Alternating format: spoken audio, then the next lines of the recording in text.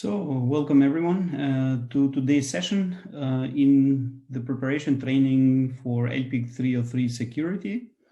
Today we are still on the topic host security, user management and authentication. The topics under this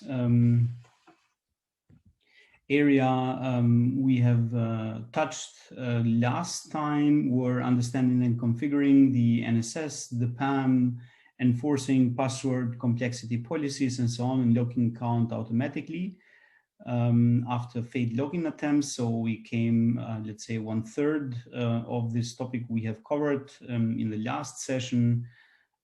In today's session, we will focus on configuring and using the SSSD or the SSSD, configuring the NSS and the PAM use with the SSSD, and also configuring that against different directory services, for example, Active Directory, the free EPA server, LDAP or Kerberos or local domains. And the rest about Kerberos and local domains and obtaining and managing Kerberos tickets, we will continue in the upcoming session. So let's jump into what we want to do today. So what is actually the SSSD? So what it stands for? So it stands actually for a System Security Services Daemon. And what is it? So it is actually an open source client for enterprise identity management. In other words, is the client component of a centralized identity management solution, such as using different directory services, as we said in the topic, the free EPA, Microsoft Active Directory, Open LDAP, and so on and so forth. What it actually does, it allows authentication against those services, and it provides identity authentication and authorization services to the host machine based on the information stored in the remote directory server. Well, simply put, the main purpose of the SSSD is to store data from the remote directory server in a local cache in the host machine, and then serve this data to the target user or the application. In other words, imagine you have numerous machines used by numerous users, and they have their own accounts, and they have the ability to use each machine by using the applications.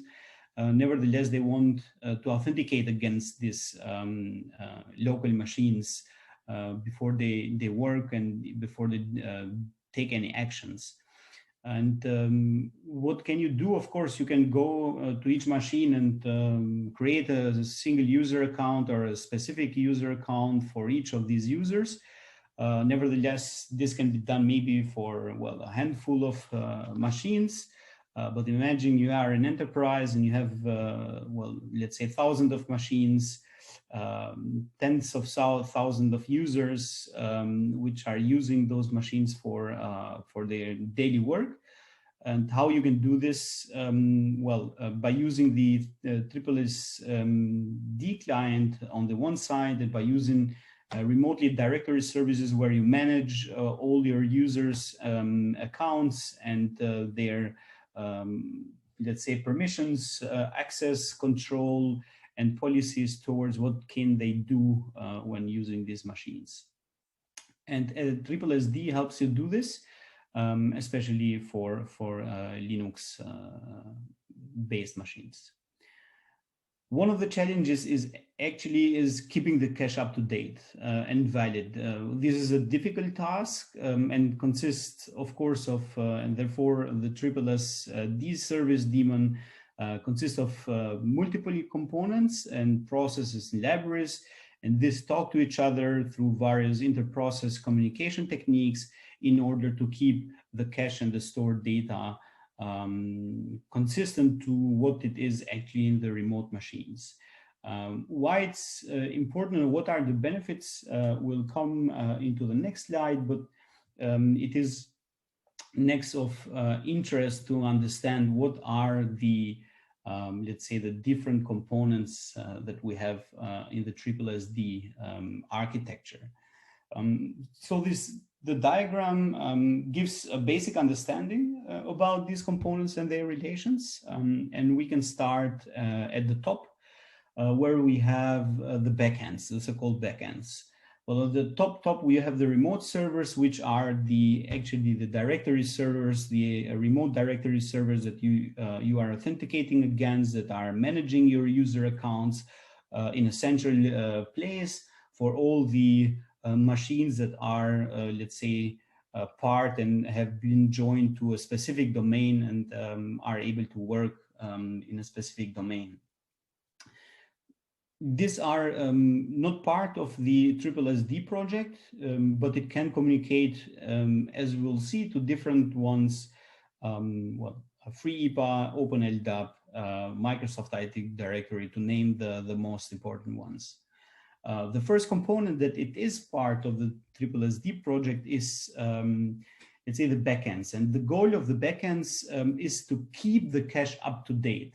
So mainly their goal is, as you can see even in the diagram, is to request data from the remote server, directory server that has the actual and valid data, and keep them up to date into the local cache, so that if users want to access any services on any host machine, this data is going to be available locally without having the necessity of requesting to the remote server. If the data is there, we will look at this case, how this flow works from a very general perspective. Well, to do so, it talks to the remote server, it requests the required data, and then it stores the data into the cache. It is maybe important to say that each of these backends represent a so-called TLSD domain that is configured into the corresponding configuration file, and this we will see as the last point in today's session. So the next component here we have are the responders. So the responders serve as a kind of a middleman between the different target application on the local machine. When the application requests the data, example, whatever user, searching a user by ID, trying to authenticate against using an authentication service for accessing an application, or so on and so forth, the responder looks into the cache. So what we see between the backends and the responder, we have the cache where the data from the TLSD service is being stored locally. And if the requested data is valid, well, it just returns it. And if the data is missing or expired, it will ask then the backend to query the remote directory server, and then the responder returns the result. So each of these responders live in its own process. So each of these responder is one specific process running on the local machine and taking care for the respective interface, or the respective process that is trying to authenticate a specific user. On the next level down, we have the client libraries, and in the client libraries, they are part of the TLSD project, and they implement an interface that is used then by the target application. So they are the layer of abstraction between the application themselves and the TLSD daemon. So their mission is actually to arrange the communication between the application that is trying to authenticate a user, that is trying to identify and to get data for a user, and the responder and the responders in order to retrieve the desired data and to get into the desired results. The next one is the clients, which these are not part of the SSSD project, and these are the applications used by the user. So these applications talk to the SSSD daemon using the interfaces which are implemented by the client libraries, so making this transparent to the applications. So the applications talking to the SSSD, they would use the client libraries, and which make this transparent, so you don't need on the application layer to change anything except of using, let's say, the general clients and applications that are used there. For example, the pluggable authentication modules that we introduced in the last session. One other components which we have also, which is at the top in the left between the backend and the responders. Well, this is the main SSSD process, and the purpose of it is to control, let's say, the state of the different responders and backends. So it starts, it stops the requested backends and responders. It monitors their states, and well, it restarts them if they are suddenly stopped. On the right side, we have a couple of command line tools, and these command line tools can be used to monitor the SSSD status, manipulate the cache, which we have as a database in the SSSD project. It is important to note here that the only component that writes into the cache are the backends. So only the backends have write access to the cache, and they are able to, let's say, update the cache and put there store the data after they have been requested by any application or user.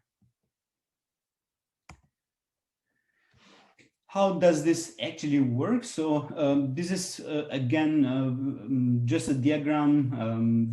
So in reality, the cache lookup is more difficult than what we see in this diagram, because there are more operations used to check the data. However, some of them, for example, use shortcuts. Like we know when to which domain a user already corresponds, and some implements subtle differences that are specific to the requested object type. But the diagram, well, it's sufficient to understand the flow and how objects are being requested. So the SSSD project is able or capable of caching many objects of such as users, groups, but also AutoFS, pseudo rules, SSH keys, and even many more. So this depends, of course, also on the what you have on the backend and the corresponding directory services that you have stored as an information for this user. So all the information that can be stored in the corresponding directory service can be retrieved by the SSSD and stored locally. So cache lookup is performed when data is requested by an application. So the lookup is performed through a unified cache interface, and therefore it is they share basic algorithm or logics regardless of which object type we are searching. Either we are searching a user, a group, or we are searching for, let's say, an SSH key, and so on and so forth. Therefore, the diagram should be good enough to understand how the logic works. So when we look up for an object, the next things we do is we see, is this a domain? Is this for a domain that we actually are covering in our SSSD service? And if this is not the case, then of course the result is directly no.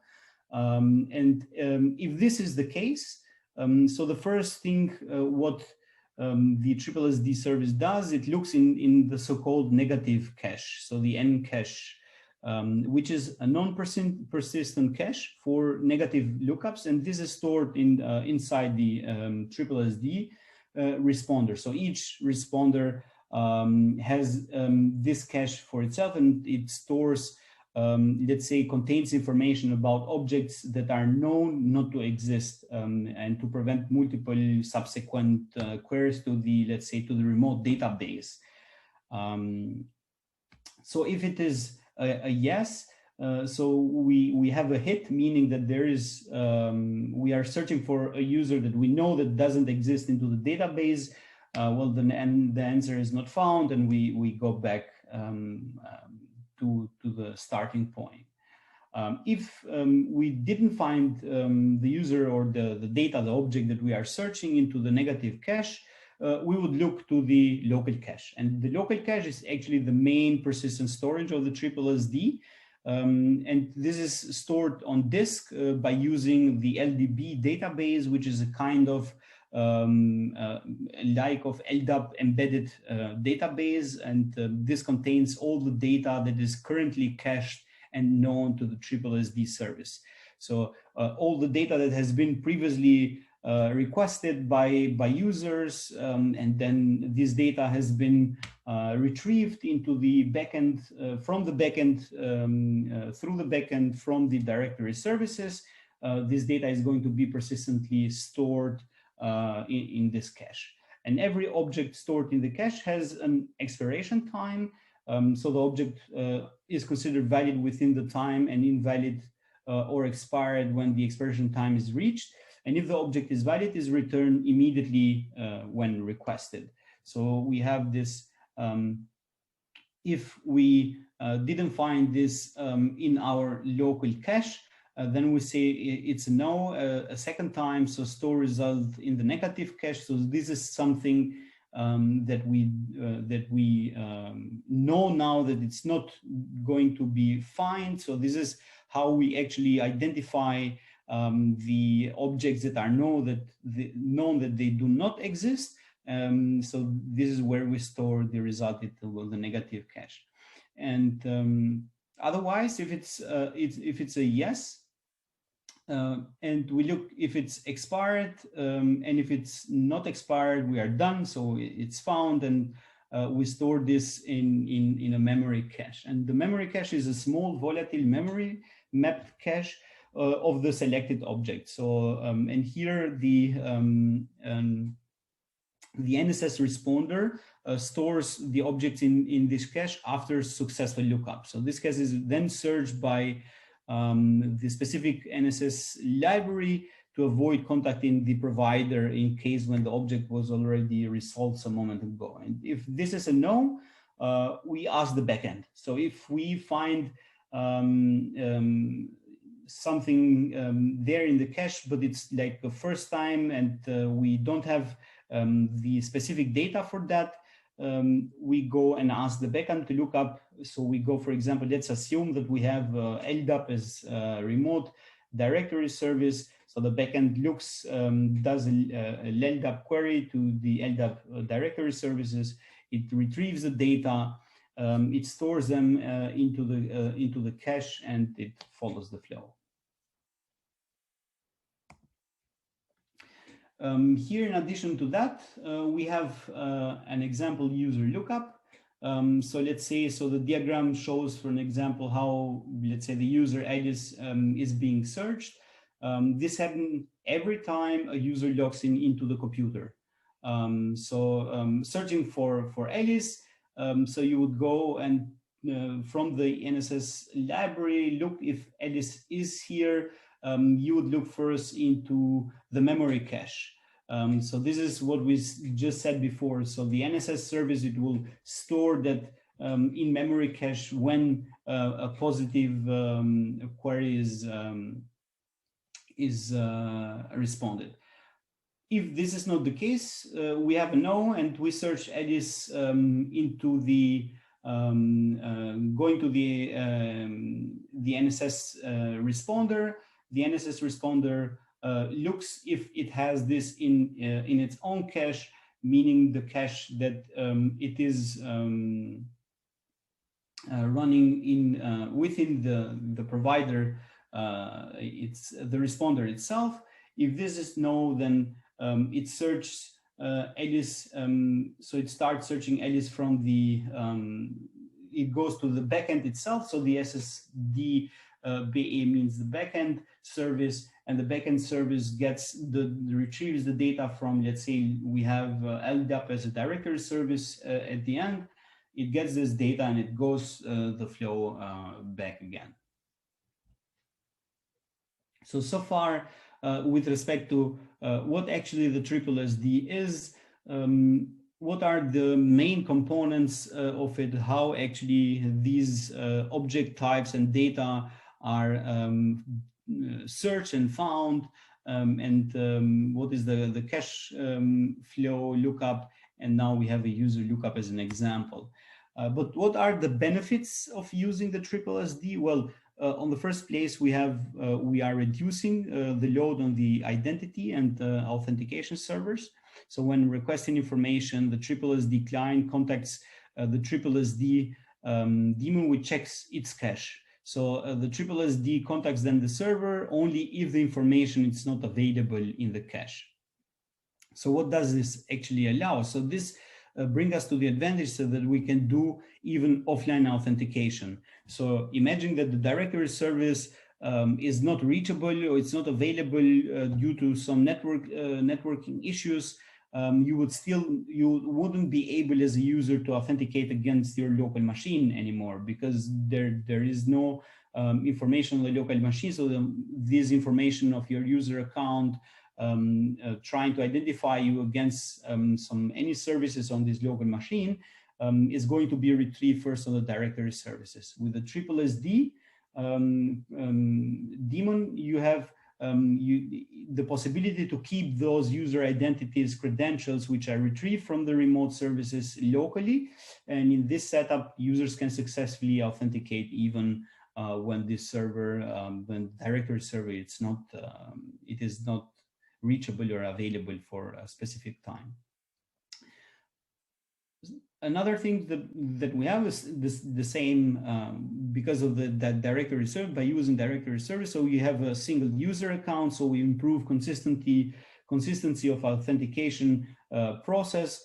With the TLSD, it's not necessary to maintain both a central account and a local user account for the offline authentication. So this is kind of implies from the being able to do the offline authentication. So remote users usually have multiple accounts. Let's say, for instance, to connect to a virtual private network, remote users have one account for the local system, another account for the VPN system.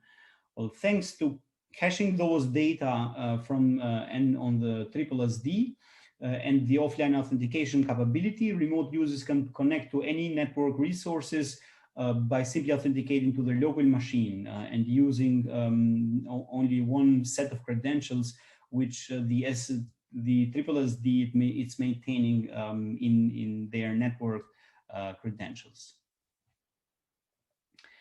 So far also about what are the advantages of using the TLSD. So let's go and think about how can we configure and use the TLSD service.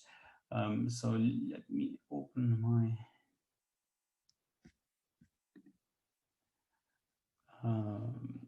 so in here I have already installed the TLSD service. So this slides is going to be available, and also the talk is going to be available, so you can have a look afterwards. So after you have installed the SSD and the libraries for the pluggable authentication module and the NS switch, you can also install some tools for debugging purposes. So with CTL, we can see whether this the service is running. So as you can see on my local machine, the service is already running.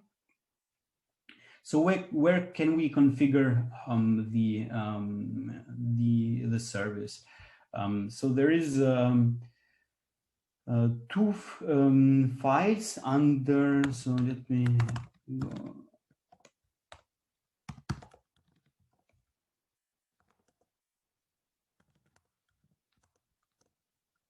So we have, on the first place, you have the primary configuration file, which is the SSSD.conf file. And there is, let's say, the first file that is going to be read from the service for authenticating and for doing the lookup, the flow that we set. Nevertheless, you have also the conf.d folder, where there I don't have any file, but here you can, as you see, I have no files in here. Nevertheless, here you can do other you can put other configuration files into that, which, let's say, are .conf. And these are specific to some services and that you can add in here. These files are going to be read by the SSSD services in an alphabetical order. So the SSSD service would look primarily to the SSSD conf file, and if it doesn't find what it needs, it's going to look at it into the conf.d folder, and if you have any files there for authentication purposes, it will follow them, but it will follow them from an alphabetical perspective. So this is so far how you can configure and then start using that. So let's go to the next, which is how can we configure the NS switch and the pluggable authentication module for use with the SSSD daemon. First of all, let's check. So when you install it, currently this is going to update the NS switch file automatically. So as already you see here, you see that the SSS is already used here as a means of authentication for example, for passwords or for group IDs, for protocols and so on and so forth. And this is added automatically after I installed the service. If this is not added automatically, then you need to add this. For example, in particular, after the services. So here you add the SSS, and if this is, as I said, again, not done automatically, you need to add this manually. But fortunately, when you install the daemon, it updates the NS switch configuration file automatically, such that the SSSD service is used. So the client is used for remote authentication against active directory services. Let's have a look at the PAM. So in the PAM, we will have the same. Behavior. So let's look at the PAM files under common. Let's say, for example, common authentication, and here in the authentication phase, in this row, you see that the module, the pluggable authentication module for the SSSD services has already been added. So in the authentication phase, so this is already added, and even in the password, so in the most common ones, here again, you see that this is have been added, and it is sufficient by default. So we have talked about this, the difference between requisite, sufficiency, requirements, so on by the last time. So you can change this as necessary, but as you see, while installing the application, you are already able to, so you already have configured the NS switch and the PAM for use with the triple SD service. So how can we configure the triple SD? So this is the next topic that we want to talk about. How can we configure the triple SD service to work with the NSS with switch and the pluggable authentication module? First we can see and have some go to some options with respect to the NS switch and the pluggable authentication module by going into the main file of the triple SD configuration file. And here, if we scroll down, go a little bit fast so that we have and we can search that. So we have the pluggable authentication module, configuration options, and we have the NS switch configuration options. So there are many configuration options that that you can use in here. For example, filter user or filter user groups. It means that you can exclude certain users or groups from being fetched from the SSS NSS database. This is particularly useful for system accounts. This option can also be set per domain or include fully qualified names to filter only users from the particular domain. So default is root. What else do we have in here?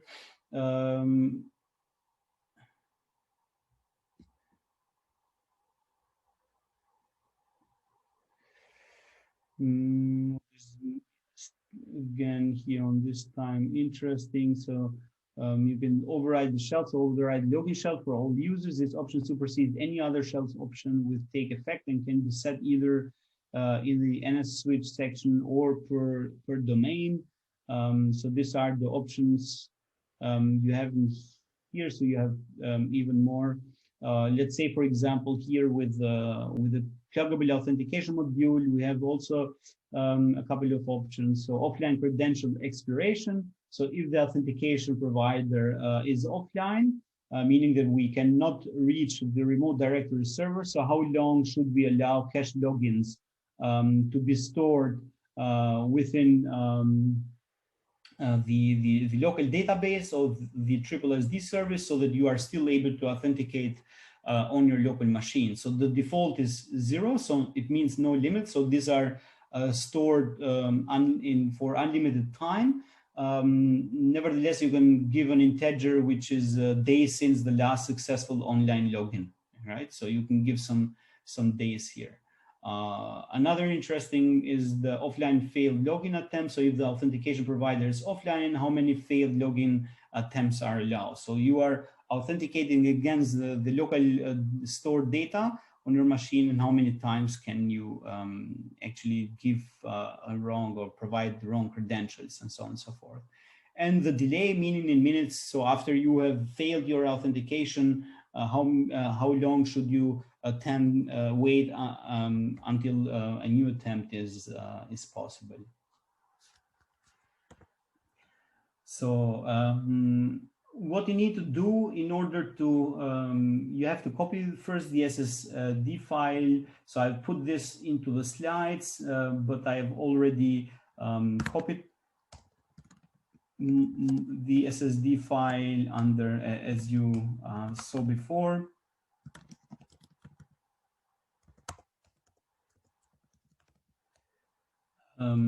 As you see here, I already copied this file in here for the purpose of being fast in the demonstration.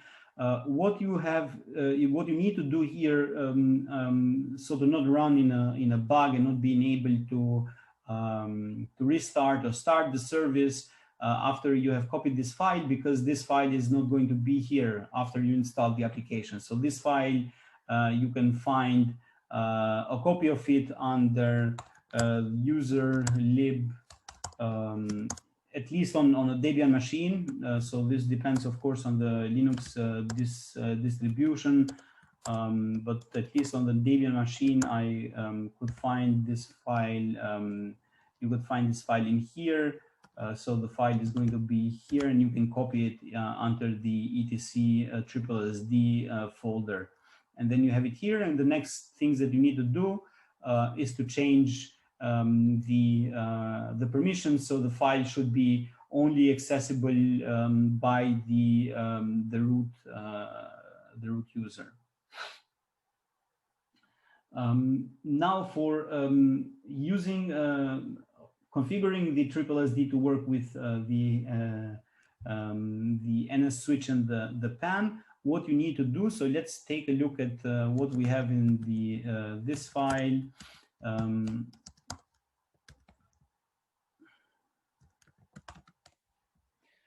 So I've already put all the information that we need for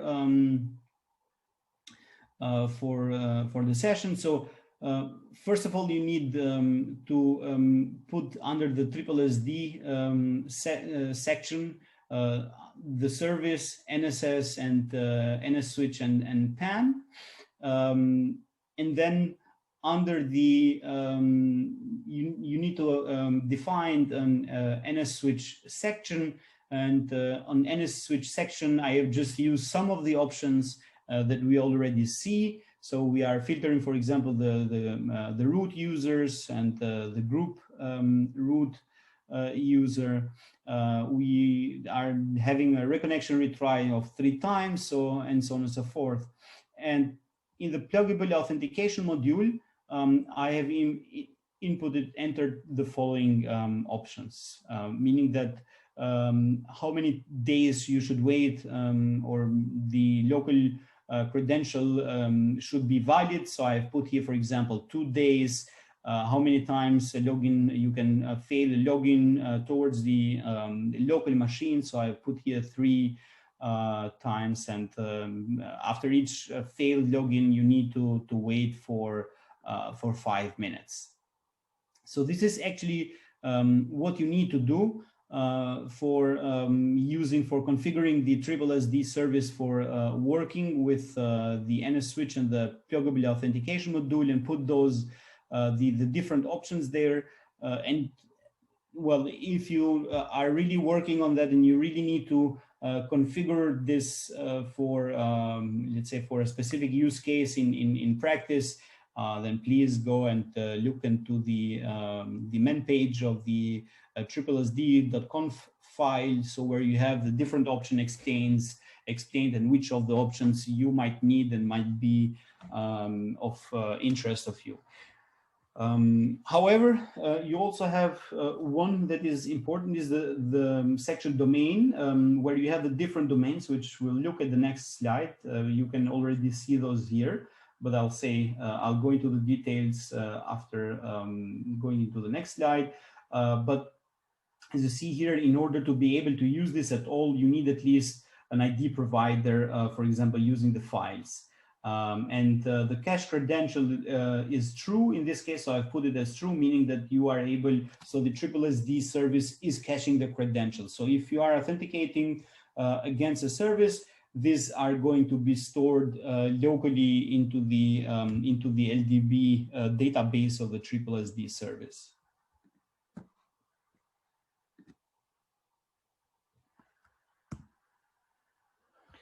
Yeah, so the last point for today is configuring the SSSD service against Active Directory, the free EPA service, the LDAP or Kerberos, and well, I've as you saw in here, I've put 2 examples. One by using the LDAP directory service, well, the open LDAP, for example, directory service, and Kerberos below. So the first thing what you need to do is well, creating a domain section for the LDAP domain. So assuming that your LDAP domain is ldap.cloudical.io, and there you need to specify for this domain who is going to be the identity provider and the authentication provider for this domain.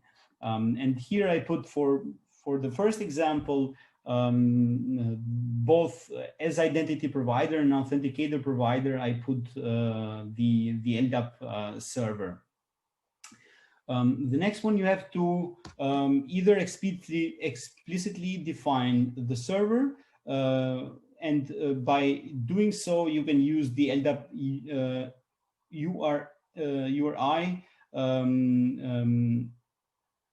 option and provide the URL of where the resource is going to be, or you can do to configure, let's say, the discovery of the service in a dynamically using the DNS. You can also specify the option of the LDAP search base and put the domain control Cloudical, for example, in our example, and IO. What it is important here, the next is how actually you are making sure that you are communicating confidentially to the LDAP service, and that you are communicating to the correct LDAP service. So it is important to establish a secure connection to the LDAP server because you are retrieving authentication data from a directory service and are storing this into the local database of the machine.